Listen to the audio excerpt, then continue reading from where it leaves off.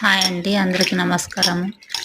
ఇవాళ మేమైతే పప్పు గోంగూర చేస్తున్నాము. గోంగూర పప్పు వేసాను, కడిగేసాను. గోంగూర కడిగేసాను.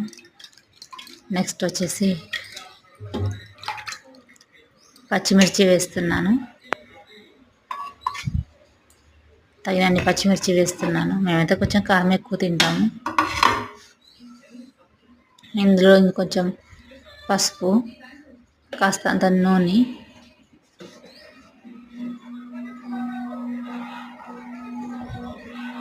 కాస్తంత ఆయిల్ వేసి ఉడకబెట్టేస్తాను. చాలా బాగా ఉడికిపోతుందండి. నెక్స్ట్ కుక్కర్ మూత పెట్టేసి ఉడకబెట్టేస్తే చాలా బాగా ఉడికిపోతుంది. ఉడికిన తర్వాత ఇదిగో ఇలా మెదిపేస్తాను.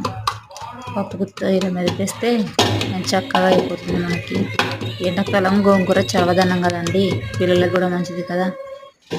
అందుకే ఇదిగో ఇలా అయింది. మెదిపేసిన తర్వాత ఇంకా నెక్స్ట్ పోపు దినుసులు వేసి ఎండుమిర్చి, ఎల్లిపాయలు, మెంతులు వేసి తాలింపు వేసేసుకున్నానండి. ఇంతేనండి గోంగూర పప్పు. మీకు నచ్చితే కామెంట్లో చెప్పండి మీరు ఎలా చేసుకుంటారో. మా ఇంట్లో అయితే మేము ఇలా చేసుకుంటాము.